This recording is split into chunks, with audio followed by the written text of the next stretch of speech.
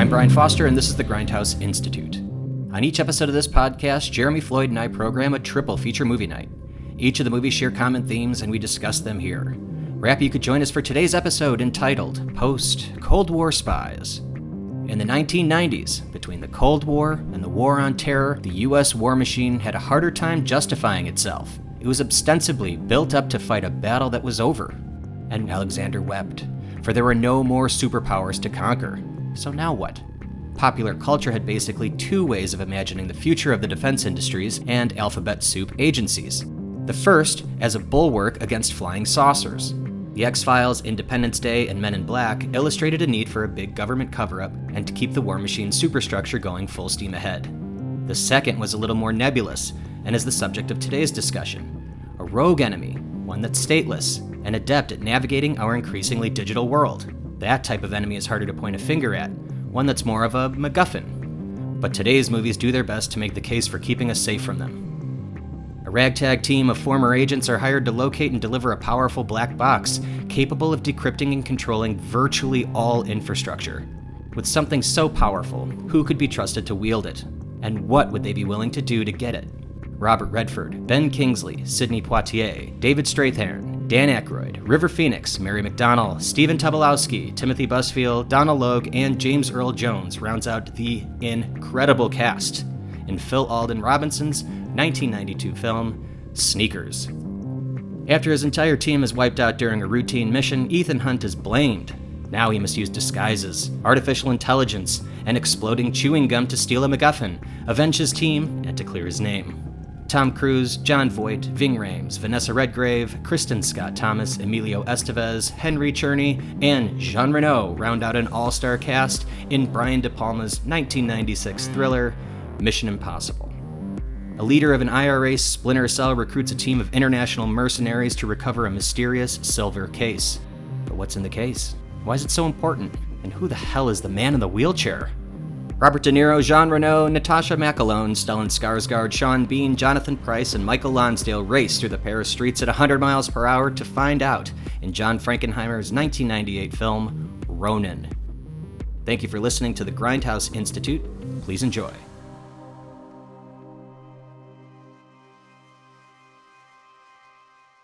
You know, I could have joined the NSA, but they found out my parents were married. Janik spot. This is a mathematician named Dr. Gunter Janik. Works at a think tank called the Coolidge Institute. Last month, the good doctor gets a grant, $380,000. It's our job to be curious, so we trace the money. Guess where it comes from? I know you're not going to say Russia. Yeah. Guys, give me a break. We won, they lost, you know. It's been in a couple of papers. Yeah, we still spy on them, they still spy on us. Thank you, gentlemen. We'll do nicely. Sergey, I remember you. Yes, Gregor, that's me. How have you been?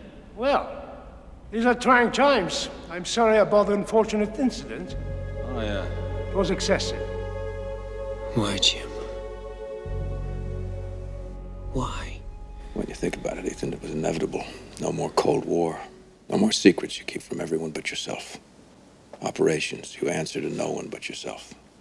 And then one day, you wake up, the President of the United States is running the country without your permission. And you realize it's over. You're an obsolete piece of hardware not worth upgrading. You've got a lousy marriage and $62,000 a year.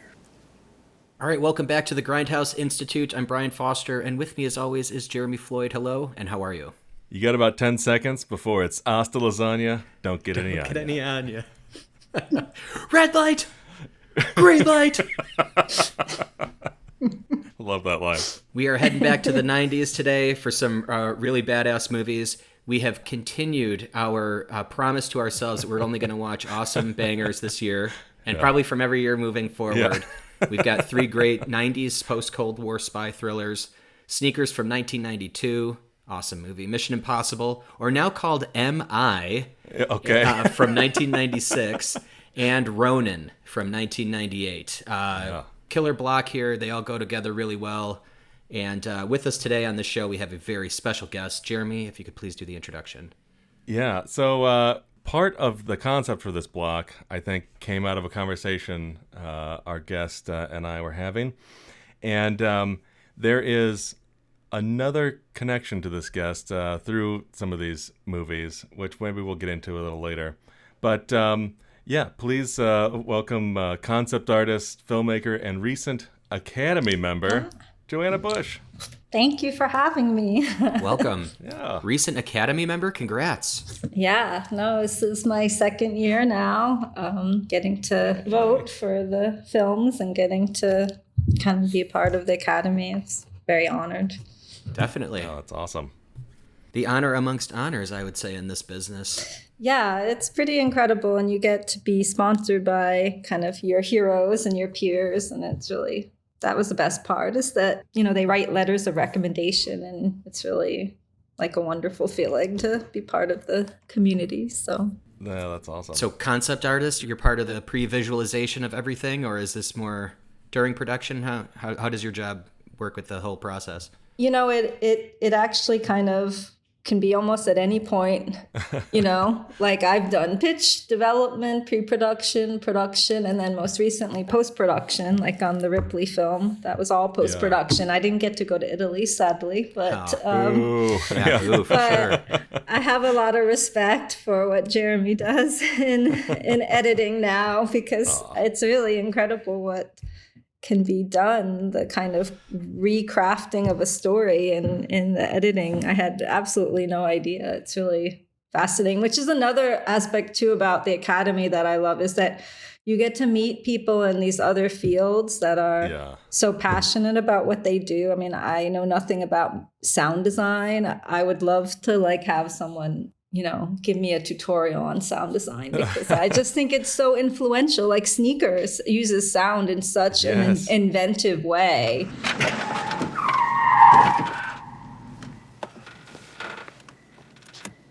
Oh, shit.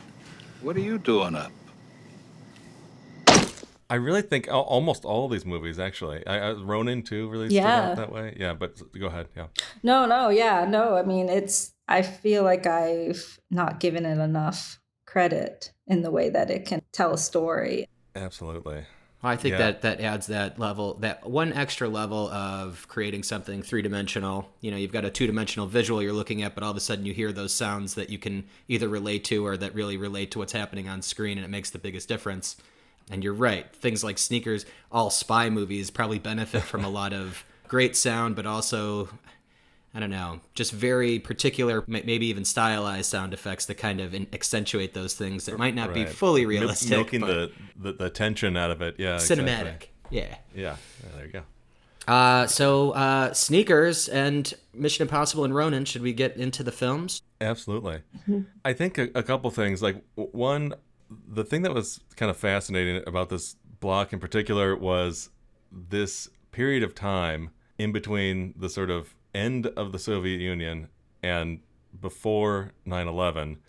There was this period of time where it's like, before, so from the 50s to the 1991, there was a time where all James Bond movies, all spy movies, everything along those lines, well, it was obviously the West versus the Soviets, right? And there was always this very clear mission statement in the movie itself, and culturally speaking, we had this idea of where those things were.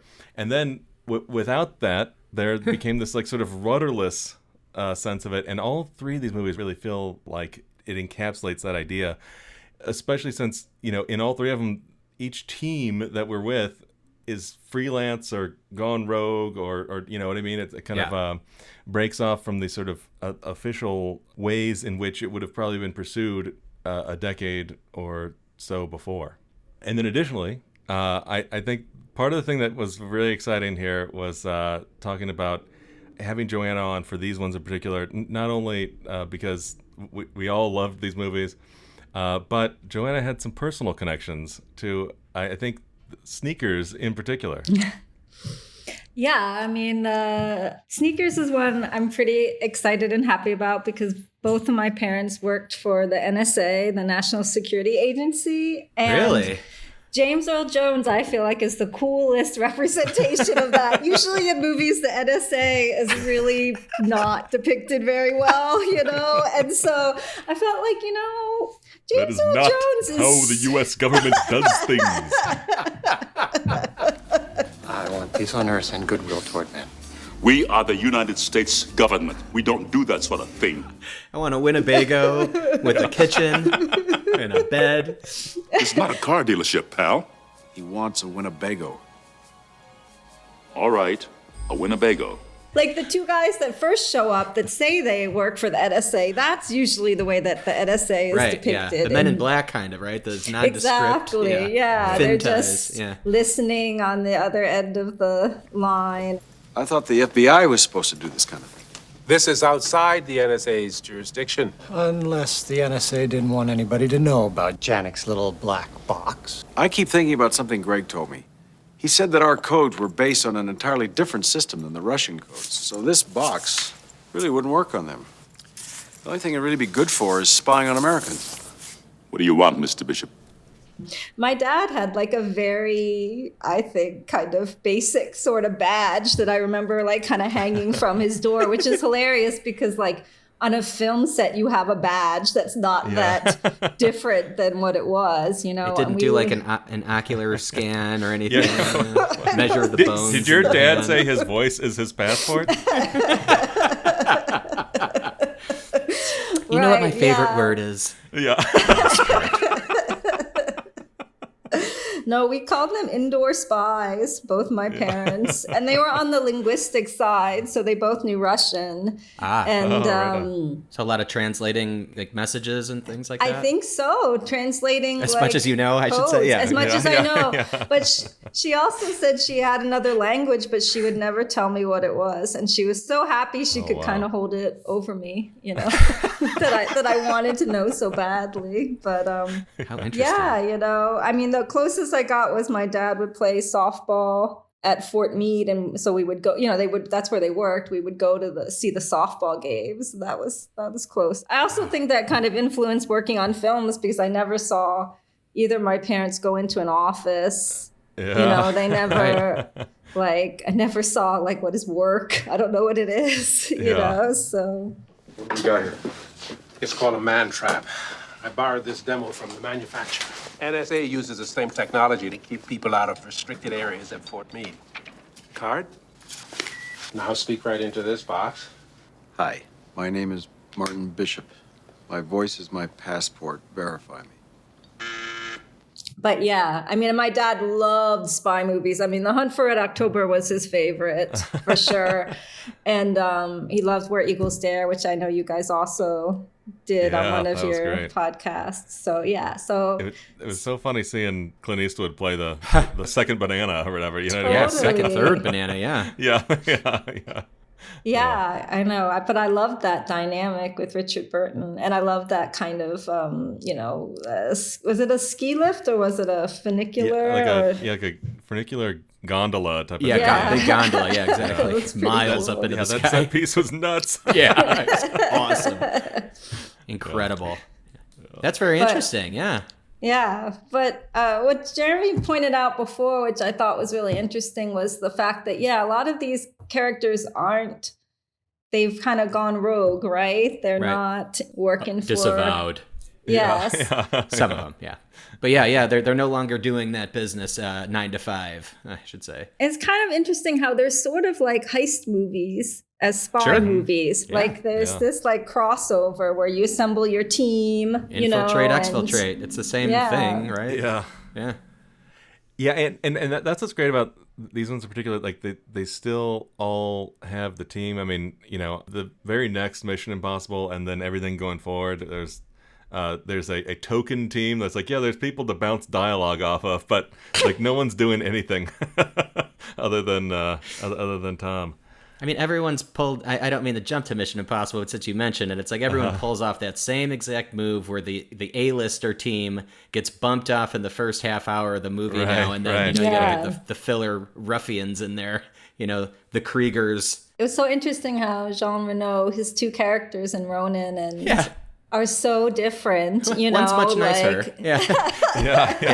Krieger's kind of a person that's an agent of chaos for everything, but Vincent was a little bit of a nicer.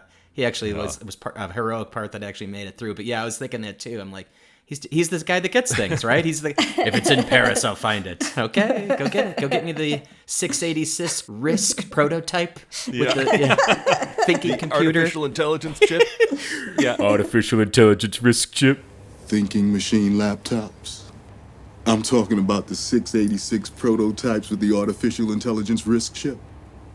24 hours.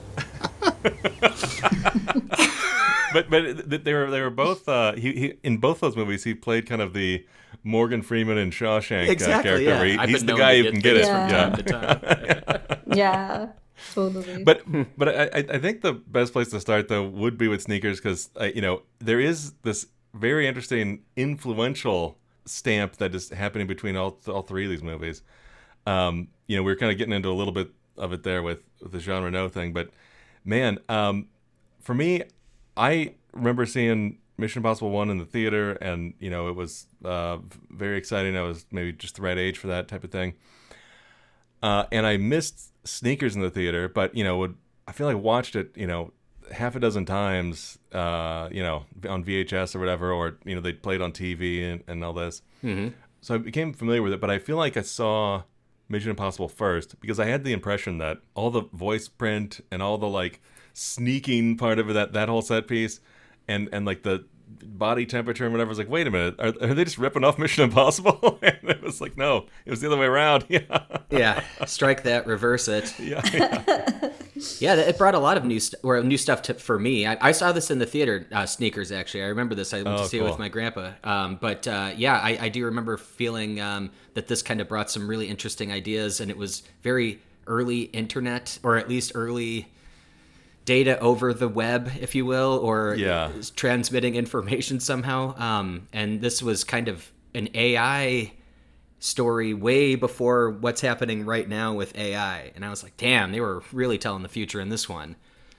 Yeah, all these movies were very fascinated with the early computer, like, oh, everything's going to be digitized and therefore hackable or whatever. Yeah. And like every one of them has a character like that in here. I love the scene where, Robert Redford's listening to Dan Aykroyd or, Whistler on his earphone, and it's got that key code on the door, and he says like, and then he just kicks the door, like, let's try that. And I just feel like it's like Indiana Jones who like picks when he shoots with the gun, the guy with the whip, sometimes I feel like Tom Cruise should do that. Like he should go again, but he can do anything. That's sort of the point, is like, Robert Redford's older at this point. He doesn't want to like have to, like climb through the air shafts, but he does in his own way, but sometimes I wish Tom Cruise would kind of have that moment too, where he takes the like less tricky way out. Yeah, like let's play this for humor. Yeah. Well, and that's what was so exciting about this movie. And watching it again, I hadn't seen it in several years, and I forgot all, because my impression of it was that it was just a lot of fun. There's a lot of banter with all the colorful characters and whatever, and that I remember the sort of like funny, like everything's okay, cue in the music, and James Earl Jones, getting flustered at the end, and like, so you have this like sense that the movie is, or I at least have this impression of the movie being, sort of very fun and silly and whatever. However, watching it again, like there's a lot of tonal shifts that happen throughout the movie. There's a lot of like, ups and downs, and it's a huge roller coaster ride. I mean, it's like, it's very funny. Yeah. But it's also very suspenseful, and it's you get those like pangs of paranoia in your gut when you're like oh no, they're like solving this mystery, and like they're unlocking and everyone these puzzles, has something like, to do. Yeah. And it all makes sense the way that they move through everyone's characters. They all had their own business there. And Dan Aykroyd is arguably playing Ray Stantz again, right, from the Ghostbusters, this conspiracy theorist trying to get all the information out of the other government spooks, right? Was he just making up his own dialogue there? That's what I was thinking. I was like, what did he bring to the table in addition to the lines he was given? Yeah. But the key meeting took place July 1, 1958, when the Air Force brought the space visitor to the White House for an interview with President Eisenhower. So that's Honey, what Captain... don't listen to this man. He's certifiable. Your husband knows about cattle mutilations. He's ex-CIA. Touch. He knows the government's been suppressing for years. Well, and then like Ben Kingsley, I mean, he shows up, I think it's really hard as a character to show up so late in the film, like obviously we have that opening sequence, but he's such a good actor that you just you immediately at least understand where he's been, and he's been kind of hardened from being in jail and being the one who was held accountable. And he's, I like rivalries in films like The Social Network, or Amadeus or something. There's this really interesting, kind of jealousy rivalry. He kind of wants to be Marty, but he never understood the core essence of why Marty did it, why he did it, Just cut the ponytail. Just cut it off. Yes, his hair is awesome too. Hey man, it's the early 90s, okay? I know. Yeah. And the aquarium, I liked the aquarium too. I mean, he definitely had a little bit of a James Bond villain thing going on with the ponytail and the aquarium and the weird chairs and the full front corporation that he worked for, the toy store, right? There's no toys being made there, right? It was a front for some nefarious plans, and then all of his people that he hired. The dude from the Revenge of the Nerds, right? Timothy Busfield. Yeah. It's pretty funny, seeing Poindexter there being a badass. Yeah, exactly. Well, and speaking of that opening, I feel like they're playing off of all of the audience's expectations of baggage from Redford's career. There's a lot of all the President's Men in there. The opening in particular really felt like 3 Days of the Condor. Especially when he's he goes out for food out the back door and doesn't get caught up in the mess, which is almost the exact same setup as Condor. Great opening too in this one. Yeah. Well, and I guess what I'm getting at is they really built, or it felt like anyway, they really built this character upon this sort of age and time of Redford's career that he was in, and with that baggage of some of the movies he did in the 70s. Okay, now he's this guy now. He doesn't do that stuff anymore. He does other things. He helps. It's kind of like Catch Me If You Can. He helps banks or whatever if they have security leaks or whatever.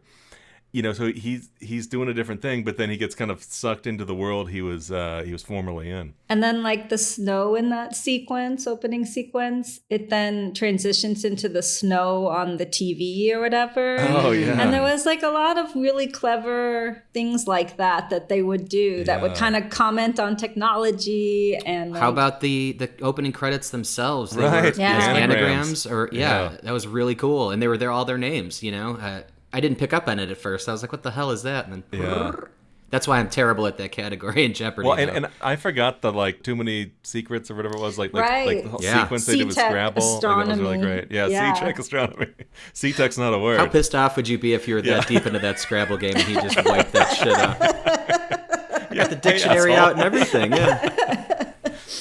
Yeah, my dad loved puzzles. He would bring home, he'd do those puzzles in the Atlantic magazine. He loved any kind of decoding puzzles. It was definitely what he did for fun.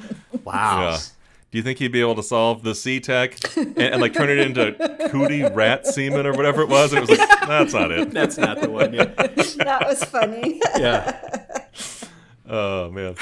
But what's great about this sort of transition from the 70s paranoia movie to this movie, they're playing on those ideas of what the audience's expectations were of the 70s paranoia movies. There was definitely paranoia and suspense in these, but they were also it felt like they were tapping into some other things. I mean, obviously the Redford movies we talked about, but it was set in San Francisco. The home base for the gang felt so much like the one in The Conversation. The Conversation. They kind of go back in John Cazale, and they're having that little party there, and it's an open floor plan loft situation where everybody kind of has their little corner. And it really was this thing where it feels especially for audiences at the time, if they were sort of at least vaguely familiar with some of those things, it would be playing on some of those expectations they had. But the movie had that more 90s sensibility where the whole idea in the 90s from the movie's perspective, culture's perspective, was there's this optimism here that in the 70s was very much the bummer ending came into play quite often. Whereas the 90s kind of flipped it on its head. Not in these. These are great lighthearted endings. I think all three of them, right? They're all like really like, especially this one. This one's just straight up funny. Yeah. This one, gets...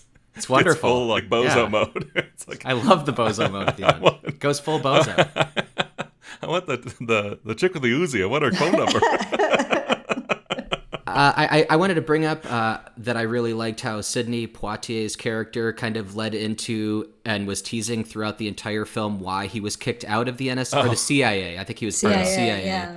And finally, by the end, he pulled the Incredible Hulk moment where he was, like, for my temper, right? That's all it was I had a bad temper, and then he just beats the hell out of those guys. Totally. Man, what a great reveal. That's the secret. I'm always angry. Exactly. That's what I got out of that. Yeah. He was so good in this. Everybody is so good in this. And River Phoenix, I mean... Mary McDonnell? Yeah, she was great. I love Whistler is like my favorite though because David Strathairn's great. When do you get to see him draw? Like he's a blind man who's driving across this parking lot. And did it way better than the other 1992 movie, Scent of a Woman. Wasn't that 92? Oh right, that's right. Okay, yeah, that has been done. Oh god. Hoo-ah! I forgot about that scene, but I'm glad you reminded me of it when he's driving the blind man driving. Yeah, he's fantastic. I thought he was, even knowing he's not blind now, after seeing him in 30 years of movies, he still had me convinced in this movie that he could not see. Yeah. Like, that was impressive. I mean, was the convincing part the part where he was reading the Playboy written in Braille? Because it looks like he's reading, and then they just close it and it says Playboy. Again, there's a lot of cool visual jokes in this. They nailed the comedy. Listen, he does read Playboy for the articles. Now what do you say? The NSA killed Kennedy? No, they shot him, but they didn't kill him. He's still alive. That's it. I've had it. I don't want to talk to you anymore. Well, one other quick thing I think out of this movie that was so fun was like, and obviously we'll get into some of the perhaps influences, some of the other influences I think on Mission Impossible, but I feel like Sneakers is kind of an underrated movie even in our cultural zeitgeist. It's I agree. It's not spoken about enough. Yeah, exactly. Like it's kind of dropped off the old conversation, but I feel like it has certainly influenced a lot of stuff going forward. I mean, in particular, I feel like the sort of late 90s, early 2000s Steven Soderbergh movies that like Out of Sight, that trunk scene in this with the star of 3 Days of the Condor. Yeah. The sort of the lighting set up there. And then in Out of Sight, they're talking about 3 Days of the Condor in the trunk. And then there are so many things in this because, it's a heist movie, everything else. Ocean's 11, right? Like because Sidney Poitier and Robert Redford are like Danny Ocean and Brad Pitt. Like they have this mutual respect for each other. They're kind of like their own team by themselves, and then the rest of the team afterwards. Exactly. And it's like he's trying to. It's like a personal rivalry. He's trying to win back his sort of lost lover there, and then.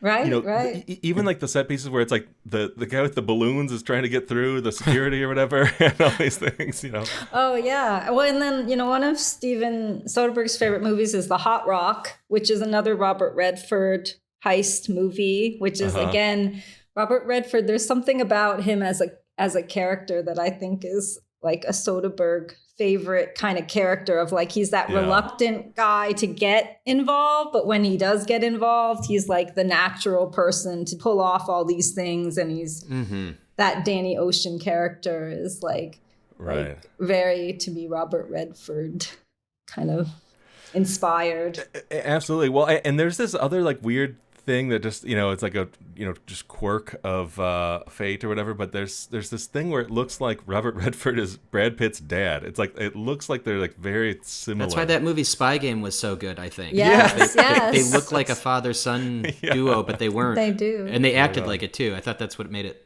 stick.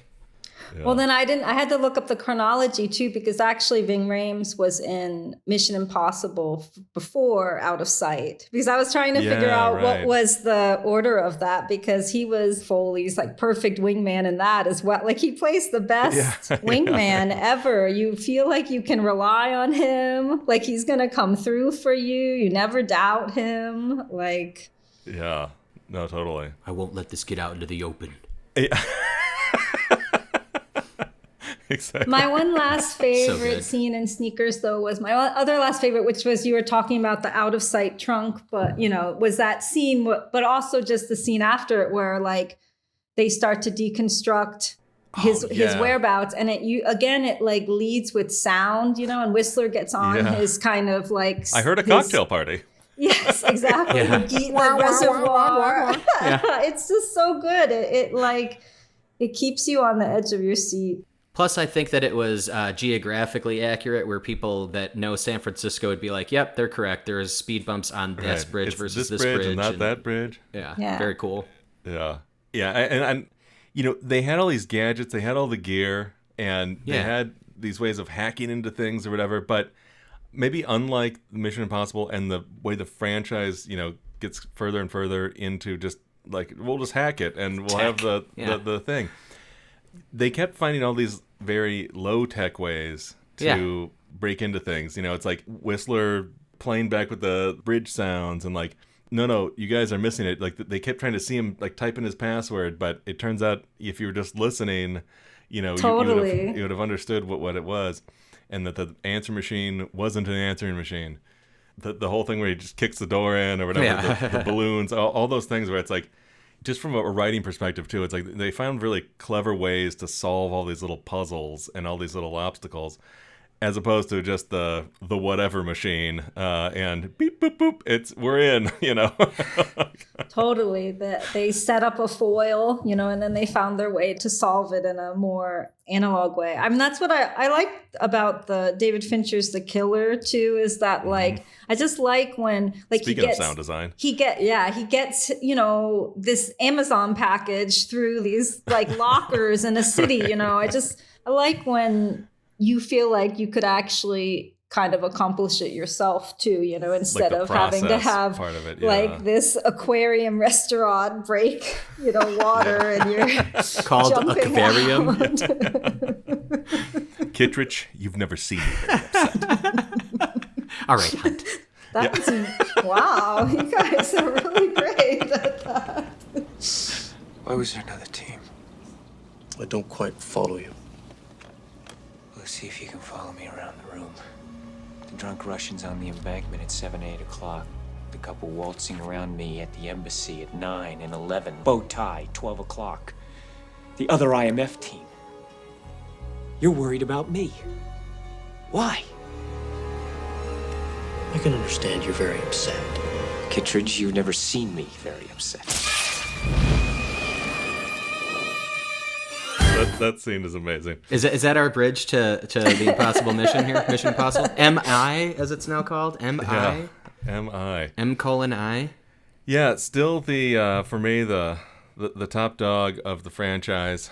Without question. Like, not even close. It's not even close. I mean, I'm sure some of the other movies are good action movies, but this has it all. Every bit of it. Polish. Exactly. And I think when you get to the sort of very, very end of the third act there, like, we're getting into, a lot of the green screen stuff or whatever that doesn't hold up in the same way, but everything leading up to that is extremely analog and extremely, like, it's done in camera. All the, like, Tom Cruise in Rob Bottin makeup with looking like looking like Matthew Modine or whatever, Senator Matthew Modine, and why aren't you in your uniform? Everything sort of about the movie like has this, like, look and feel where you're immersed in it, and it doesn't break the spell the way it does when, it's just hacking or it's just, the T-1000 sprint or whatever. There was this other team and, all that stuff, like the opening setup. Oh my God. The damn Gideons, they stamped it. Like, all those things. I know I brought this up to you over text, but I wanted to bring it up here. I do feel that De Palma brought with a lot of his giallo sensibilities. A lot of it came from Dress to Kill, which is kind of an American giallo film that he did back in the 80s. Yeah. And I feel like there's a lot of that here, but I feel like those set pieces at the end like make this a Hollywood film. You know, there's right. But I think that because he had that kind of more crafty mentality as like more of an independent feeling director, or at least more like an in-camera kind of director, I think that's why this movie still works, and still you can watch it today and still be fooled by even some of the clunky computer graphics and the clunky hacking and codes and stuff, but still it works. Like it still sells, I should say. Well, and it's because like De Palma, that is, especially at that time, was still there's like such a student or whatever of Hitchcock, where it's like the suspense set piece. This movie brings it, and camera angles and like those, the far and close focus on some of the faces, and everyone's in focus. Right. Kittredge is here, and so's split diopter thing. Oh yeah, split diopter. Yeah. All three of these movies did split diopters a lot. Yeah. Send him to Alaska. Mail him his clothes. It's like that scene's so hardcore, but the way that it's shot, it brings so much like confrontation to it, or so much like real energy to it every time, and it's just a static shot, but he's just so good. I also think one of the best choices was, making kind of the villain, the Jon Voight character, like one of them, but Jon Voight was so good in it, like, because he has this sort of like fatherly kind of love for Ethan, but I mean, maybe towards the end it goes to me a little off the rails, but like 75% when they're on the train, you mean? That's that whole sequence? When he shoots his wife, and like I still don't really understand why he didn't shoot Ethan. He shoots her, but then he doesn't shoot him. But up until that point, it's like I feel like Jon Voight is such a great. He just doesn't. I just get really frustrated when people who are sort of the villain, they just go too far with the kind of caricature of it. And I thought he did it in such a like, you don't really know why he even did it. No. Like you don't like, he doesn't give you access, but at the same time, he doesn't go so nutty that you feel like it's a caricature or something. The only hint he gives as to why is, the president starts telling you what to do. That son of a bitch, how god damn he, how dare he, or whatever. And it's like, but what? So it's just more of like an anarchy thing, right? He was just trying to get this knock list just for money. It's the last score. It's like power trip or whatever, and not having that apparatus around him or the mission anymore. Then all of a sudden, he. Like what the French guy talks about, the Ronin obsessed French guy in Ronin, the idea that you no longer have these masters and this greater purpose. So then what are you, and how do you go on? Right. The 47 Ronin's solution was to commit seppuku right across their belly, just disembowel themselves. Yeah. But I mean, and speaking of that stuff, I mean, I think you're right. Like the movie really slips a gear at the end there.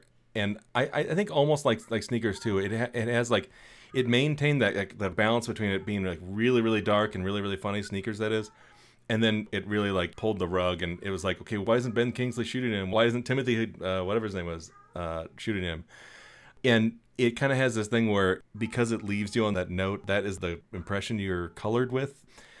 But man, in this one, before it gets to that slipping the gear thing, Jon Voight in particular, like, his character and the way his character kind of like went from being the fatherly figure to the I had to fake my own death, and then we get the like what really happened scene. We're kind of like seeing in his mind's eye, spoken differently. Yes, that scene is amazing. Very cool. That's very Giallo too. Those like dreamy flashbacks. Yeah. And only in film can you do that. You know what I mean? Totally. Like being able to have that conflict, and they're like, I love that scene. It's like Ethan's awesome. Trying to figure it out. And so then he like re-says it again with the next option of whether or not. No, he could have done that himself, right? Yeah, right.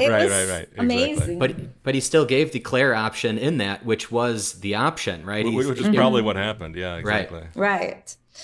But it's the power of editing and filmmaking that you can kind of show these sort of inconsistencies.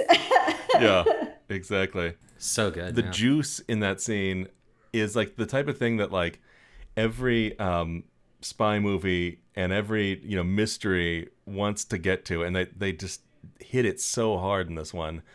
And speaking of hitting hard, man, the major set piece, they take the sneakers thing and like build upon it and like make it even more suspenseful. I mean, like, you know, it's even more ludicrous or whatever. You know, Joanna's dad goes in there, you know, gets scanned 400 different ways, and the floor is activated so he can play Snake on the computer or whatever. But the way in which, you know, the whole scene is like put together, and every, you know, the drop of sweat, you know. I was watching Mission Impossible with Alyssa, and she doesn't remember the movie. She apparently had seen it, but doesn't remember it. And every 10 seconds in that scene, she's like, like catching her breath, like, you know, like, because she didn't have the scene memorized the way I did, you know. So it's like that sound of like the water drip. That's obviously not from his hand. And how the hell did he even get his hand in there? You know, like it doesn't matter. If he had like caught it with his the back of his hand, it would have made more sense. But like, you know. You know what I mean? Like he's like right on the ground, but exactly. It doesn't matter because it's amazing. Yeah. And like the way in which his character was doing the sleight of hand magic, I feel like is what they were doing the entire time. So good. Oh, you mean this zip drive? Do you actually think I'd let you have the knock list? Try any sleight of hand with my money, I'll cut your throat. But how fascinating was it? Like this part, I didn't quite have planned out ahead of time, but it felt like maybe we should have. But it feels like all of Joanna's frequent and recent collaborators were in some of these movies. Steven Zalian wrote a draft of this script, or maybe early on, maybe. Right. We talked about Fincher just recently. You know, Yes. Soderbergh. The set piece in this one, especially the motion activated floor, the light coming from below, was done in Ocean's 11. Well, I think the first film to do kind of like a lit floor was 2001. You know, they had the like putting the lights on the floor instead of the ceiling. But it was just this white nothing in this building that looked very old school. You know, Langley building, and it's like. And then all of a sudden this room's in there. The sad like hospital like cafeteria that he was in, where she like squirts that shit in his coffee. Well, and everybody has to go through a vent or something, you know. It's like this is the only way that you infiltrate anything. I mean, if you think at this point Langley would have cameras in their vents, you know. Well, maybe not in 1996. But also touching back on the opening sequence of the I just think I love when, and I think Ronin did a really great job of this too, when you have this sort of contrast between like a lot of people and then no people, you know, like you go from a full arena to like the crowd dispersing. But, you know, so like for that opening in the Mission Impossible, they're in this banquet event kind of thing with all these people. But then you go out into this like moody, foggy, like desolate, like, no one's out you know, there, walkway around the water. And I feel like Kristen Scott Thomas, who's like an incredible actress, like she's like so haunting, that scene where she dies, you know, and it's like not something you expect in a movie like this, but it was done so well. It was so like, I mean, I think that Brian De Palma does really know how to build suspense, and like he can really draw it out and have it pay off, you know, in a really unique way that's like very Hitchcockian and in his own too, not just, you know, he's created it for himself, you know, but that opening sequence, I think like shows off all the things he does so well, you know, and it's so perfectly orchestrated. And I think I love the opening of Ronin too. I think that has an incredible opening scene, you know, of how all the characters kind of convene and meet. Right. And what was so nuts watching Mission Impossible again, it's been a while, but the very end of Mission Impossible is where Ronin starts, essentially. It's like this like anonymous Irish pub in Europe somewhere. And it was such like an interesting handoff. Not the like very ending, right? Epilogue. Because the very ending of Mission Impossible, he's on the plane and he's like, "Would you like a movie from the Orient or whatever?" Right. Not that moment. I know. When he's with Luther. Exactly. Yeah.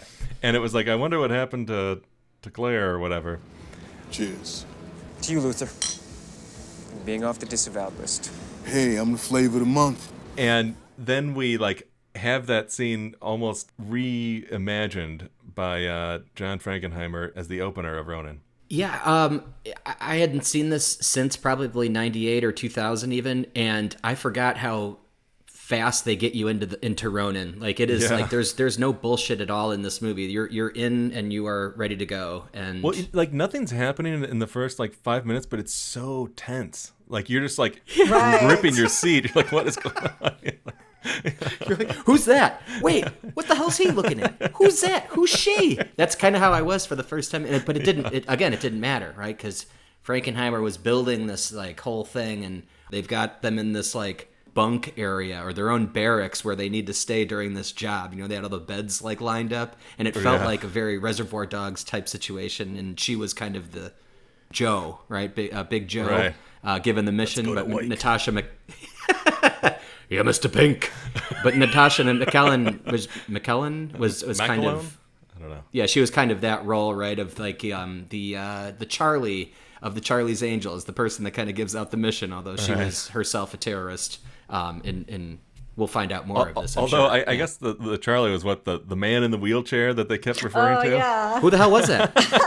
They never showed him, right? He could have his own movie. Like that could be a prequel, to the Ronin. Because they never showed who that was, right? It was always the man in the wheelchair. They would talk about him, but it wasn't the third act surprise that I thought we were going to get. Because there's that's never said, and then whatever's in that case. Whatever's in the case. MacGuffin, I love that they built upon the knock list as a perfect MacGuffin and just turned it into like the ultimate MacGuffin. Like no one knows what's in the goddamn case. It could be if it's going to be amateur night, the price has got to go up. 100,000 now and 100,000 when I get back. Yeah. There's so many great lines. I can't say them the way you guys do, but I love the like, are you labor or management? Yeah. And then he says like, if I was wouldn't management, have offered you a cigarette if It's so true. I feel like, oh my gosh, that is so true about life. It's like management doesn't really care. Well, exactly. And like all those lines, that's like, lady, I don't walk into a place I can't walk out of. It's like, well, why are you getting into that van? You know why. And it's like, they just have such great, like, clever dialogue. I love you're either part of the problem, part of the solution, or part of the landscape. Yeah, it's like... Jeez, speaking of landscape, though, I think, like, that's a really interesting quality of this movie. Like, it's certainly not uncommon for spy movies to have this, sort of secret network of operators. It's the stars of the movie. It's also like, there's this like, teeming world behind the world of like people who are in the game, and then there's everyone else, all these spectators and all these, all the citizens or the civilians or whatever. But in this one, you see the toll that these operators have on the civilians. And collateral damage, right? Shredded in this movie. Like every set piece is like them just getting blown away. It's wild, and they do it with such zeal. It's like, it's like there were two guys that get shot in that fucking cafe, and they just drop either way with bullet holes. Yeah. They just like fall off screen. Jesus. Wow. Yeah. And in the arena too, they just go down. Like, I mean, we lost. Like, she's a real ice skater, right? I'm trying to think of her. Katarina Witt. Yeah, and she gets blown away. She even doesn't make it through this movie. Right. No one is safe. I love how cold-blooded that guy was. He was like, "Yeah, but what about your girlfriend?" I don't give a shit. Yeah. Take the shot. Yeah. I don't know about the ice skating though. The ice skating, I felt like it didn't need to be an ice skating case to me. Like I didn't really, but I never liked ice skating with, in like Roger Moore. Yeah, the Russian. I guess it was the Russian. What I love about that detail was like when they were like at the dead end, they had already like done the things where they tapped all their friends for how do we get them? How do we figure this out? How do we figure this out? And then they kind of like are really pulling their hair out trying to figure it out, and they just happen to see the case, and they kind of are putting it together, and it kind of leads them there. Again, it's that sort of low tech solving the puzzle type of thing that was happening so much in Sneakers. This one probably the most out of all, right? There was no tech really in this movie. It was just guns and smarts. Yeah, not really. I mean, early on, the Stellan Skarsgård character, he was like doing something with a computer, but they never really got into. No, being a thing. Yeah, right. So Skarsgård had his request for some technology, but they didn't get into the 686 risk prototype. And then and then the R8 or the S8 that the wheelman wanted, that was and he's like, I got some nitrous, but I'm like, that's low tech on itself, right? That's old school nitrous. I mean, how quickly did he have to spray paint that case for it to rub off on Robert De Niro's jacket? Paint was still wet. I mean, like, what part of that didn't quite? I mean, but that was one of my favorite sequences, was the bulldozing into that cafe. Yeah. It was just so well choreographed because people are coming from the different streets, and then when he takes the case and then he throws it under the car because it's about to explode, that blocks off that way for them to get back to Stellan's Skarsgård, so it's like everything I really don't like in movies where the final sort of way somebody gets away or something is not believable, or something, or and that one was so smart. The one that I always love to reference is in Gone in 60 Seconds, the Nick Cage one. Yeah. They're chasing him, and the cops have a helicopter on him, and then and he hits the nose and goes really fast, and the helicopter's like, he's gone, and the helicopter flies off to the side. And it's like, wait, what? You're in a helicopter. I thought you meant the guy dying in the coffin at the end or whatever. Doesn't he get thrown in a coffin? It's so ridiculous. Anyway. Yeah, I think that this movie, there's some, I felt like watching it, there is some rushed moments at the beginning and the end. I feel like the end is kind of summed up with one almost VO line that De Niro gives, and it's kind of like, I never got out. I'm still part of it. I've just been here for Seamus. But outside of that, I think we've talked about movies being forgiven because of amazing set pieces, amazing endings, whatever. This movie has car chases that are, as good as, if not better than, The French Connection and things that are top in cinema. This is unbelievable choreography. I don't think this one has ever been topped. Oh my God. It topped Bullet, it topped French Connection, it topped To Live and Die in L.A. It did all of those in this movie and then some. In Nice, though, with this background of Nice as the you know what I mean? Like beautiful cobblestone, these beautiful streets, in Paris. Come on. There were several amazing car chases, including the one where driving the wrong way through the sunroof. He rocket launches that car, dude. And then he went from grenade launcher to bazooka in one scene, one cut. Yeah. Incredible. But then that car chase right in the middle of the movie, they go through 6 or 7 set pieces in that set piece, including going the wrong way, going in the tunnel, doing that thing where that cop car flipped. Yeah. And as it's turning and spinning slowly on its top, it was like a turnstile, and the car just went right through it. Was that a fun mistake? Was that a mistake? You know what I mean? He's perfectly around that car. I was like, you gotta be kidding me. Yeah. Insane. All done in reality. No visual effects. And then that was the other thing. You would cut to the stars, and they'd be inside the car, and they'd have the sort of Maggie from The Simpsons toddler fake wheel, and the real guy, a Formula One driver, was on top of the car driving 120 miles an hour down oh my the Paris God, streets. Is that how they did that? Yes. I need to see a behind the scenes of this. This is amazing. Yeah, it's completely nuts. And and the other thing, I guess, Frankenheimer was very insistent upon was not doing any slow motion in the movie. His whole fetish was try and do everything in real time and have that be the very thrilling aspect of it. And it just it is something that you really can't fake, the thrills out of this. If you were to undercrank the camera or to just have these sort of omniscient digital camera, flying under things, it's I think this Frankenheimer guy's pretty good. He's got a couple good ones. But everybody in this movie is great too, all the actors. I just felt like maybe Sean Bean's character is a little underwhelming or a little underdeveloped, but I just didn't understand. They're listen, you're just doing the guy from GoldenEye, okay? I love the cameo of the guy who was the villain in Moonraker. He was the miniaturist, which I think was supposed to talk about the Ronins, which he was the Ronin lover, or historical Roninophile, Roninophile. But I thought he was so fascinating. He seemed like he had a whole life to him, that he had done kind of crazy thievery kind of things and was retired. And because how casual is someone when they're like, I need you to find this person. Why? Let me give you this really cool lesson about Ronin real quick. Yeah. All right, I'll find him. Wait, you actually can do this? This isn't just you blowing smoke the whole time? Well, what was so great about that is the movie had the patience to have that sort of thematic scene in At a the movie end. that was and yeah, toward the end, where it's like a movie that is action-packed and like very focused on the sort of thrills. They also managed to have the sort of patience to put something in like that.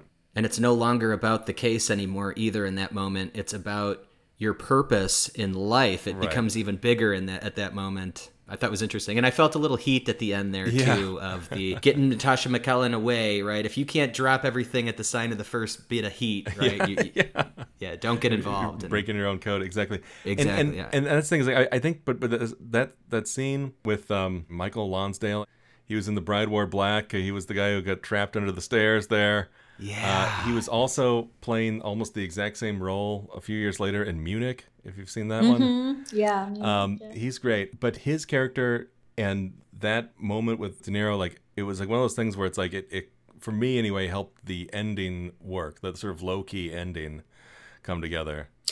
Well, I also thought that, like, my favorite part of, even though I loved all the car chases, the arena, all of the choreography, my favorite part was like Robert De Niro and Jean Reno, like their bond, because like out of all the characters, they had their own sort of like moral code that was like completely separate from what's being asked of them and what their job is. And I feel like they like recognized it in each other, and they were different in the way they did it, because Jean Reno's character is a little more like he goes into the tunnel, like he says, like I'm being paid to go. Being paid to do it. Yeah. So he is like slightly different. Like he's willing to be kind of second to Robert De Niro's character because it's just that's his sort of like philosophy. But they both have this same sort of like code, because Jean Reno's character could have left at any point from this when it went kind of haywire. He could have left and said, I'm out of this, but he stuck around, I think, and that scene where he takes Robert De Niro to get the bullet out of him was like, I think like built their bond more, that he had his back and Robert De Niro had his back, and they were there for each other, even though they had different agendas. Like they weren't really, different backgrounds for sure. I mean, I think Jean Reno is a straight up thief, right? And Robert De Niro is technically on the side of the law. Yeah, I wish there was one more scene about that whole thing because I was like, wait, he said that he never left, right? Because you want to have just a little more understanding that like this was all undercover. Like he was acting like he left the CIA, but he never did. Or did he? And this was his way to get the guy caught. His target was Seamus, right? It was never the case. Like that's kind of how everything resolves at the end. He's like, I was never after whatever this thing was. Right. It was your boss. It was the terrorist that was running the IRA group. Supposedly they had a different ending that they shot, but I guess in the test screenings it didn't work, where Natasha MacLeod or whatever, Deirdre comes back. She's there at that cafe, but then this IRA van comes and grabs her before she could get to them. And I guess the test audiences didn't like that. But I think John Frankenheimer liked it, but he gave that up, But I think, like a darker ending. I think that his relationship with Jean Reno was stronger anyway, and that what they got out of that whole situation together meant more than like... Got a new buddy to go have espresso with. Yeah. At the very least, yeah. And they spent a lot more time setting that up, too. The Jean-Pierre character, the Michael Lonsdale guy, was asking Jean Reno, like, what the hell's the deal with this guy? Like, why can't you just leave him? He's like, he saved my life. What wasn't the case? I don't remember. Keep in touch. Well, I also, what was fascinating about pairing these movies, okay, so not only is there this idea of the hammer without a nail, and everyone was, trained and set up to fight this Cold War that is no longer here, and all these movies kind of are grappling with that.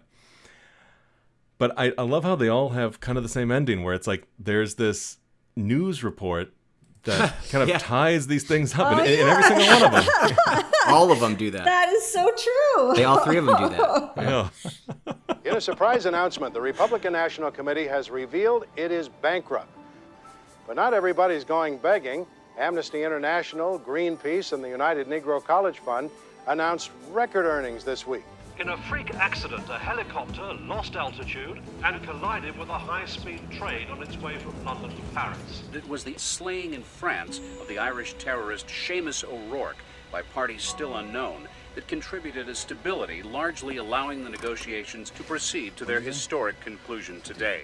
Oh, my one last little comment was I did like how he used that cup of coffee. Robert De Niro. Yeah. He used it twice. I ambushed you with a cup of coffee. I ambushed you with a cup of coffee. That was so awesome. Yeah. That was a great one. Well, I guess that's what's interesting too about this movie is Ronin. That is that like, you know, they have all this character stuff and they have all the dialogue that's like just not on the nose, and like what was happening with Sean Bean's character as this guy who was sort of faking it and was making himself out to be that what it was? Seasoned than he was, or yeah. Is that the reason? Because he just didn't live up to his CV. Is that kind of what happened? I think it sounds. I mean that's my interpretation of it. Yeah, but what's great is like they give you a lot of hints at it, but never quite spell it out for you. And there's a lot of things in this movie that kind of play in that arena, which is like fascinating for a thrills and spills type movie. Doesn't have to be all in your face, right? And I think that a lot of the good examples of that were De Niro just all of a sudden seeing some guy driving around and he's like making small talk with this person, and then he's the one that was going to get the information to find the people, and then you find out later on he's his partner. They're working together the whole time, and like it's like nothing is ever like overt in this movie. They do a great job of keeping everything pretty hidden and masked. Yeah. No, I'm sorry, do I know you? Because how did you know I speak English? I got an English newspaper. Sorry. Sorry, I beg your pardon. Joanna, thank you for joining us. It was a great discussion on these films. Is there anything you'd like to plug or anywhere on the internet that people can find you or locate you? Yeah, I mean, you can check out my concept artwork at joannabush.com. And then we very briefly talked about Ripley, and I hope we could do a Ripley podcast one day. Is that Ripley's Believe It or Not? Ripley as in Thomas Ripley. The Talented Mr. series The Talented that's coming Mr. Ripley, yes. It's coming out in April on Netflix. Yeah. And so I'm really excited about that. I worked in post-production for Steve's Alien directly, and it was a really wonderful experience. And then eventually, at some point, there's also going to be the Jerry Seinfeld Pop-Tart movie that I worked on. Oh, that's still happening. That's also Netflix.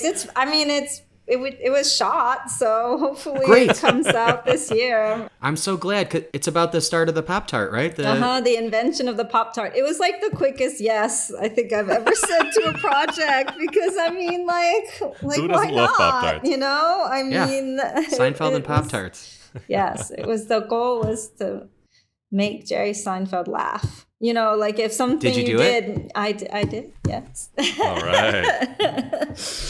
So yeah, so congrats. And also, if you haven't seen Rustin, you should definitely take a look at it. It's nominated for lead actor. And, is there any movie you haven't worked on recently, Joanna? Yes, I didn't work on Oppenheimer. But I think it was a great year in movies this past year. So I'm excited that, hopefully this coming year will be in a lot of great movies too to see. So exactly. Thanks Fingers for having crossed. me on board. Yes. Congrats on your success. And I agree. I hope this brings more good stuff in the movie industry. Yeah. Yeah. Thanks again for joining. That was a lot of fun. It was. Thank you, guys. So how'd you get started in this business? A wealthy scoundrel seduced and betrayed me. Same with me. How about that? All right, well, we're going to keep this Nothing But Great Movies trend going with the next episode, where we watch the early films of Christopher Nolan. And those early films are also all film noir. And those movies are Following from 1998, Memento from 2000, and Insomnia from 2002. That is the remake of the Swedish film, which we'll get into all that a little bit more on the next episode. And should be a very exciting show. Oh, it's hot in here. Maybe I'll just open this window a little bit. I'll join you as soon as I'm through pounding these breasts. And thank you so much for listening. Please make sure to subscribe and follow us on all the podcasts and social platforms at the Grindhouse Institute. And if you really want to give us a boost, check us out on Apple Podcasts and leave us a rating and review. It helps us to get noticed. Thanks so much, everybody. We'll be back next time. Ciao.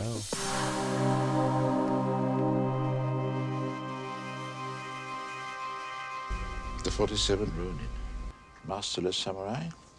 All 47 of them committed seppuku, ritual suicide. You understand there is something outside yourself that has to be served. And when that need is gone, when belief has died, what are you? A man without a master.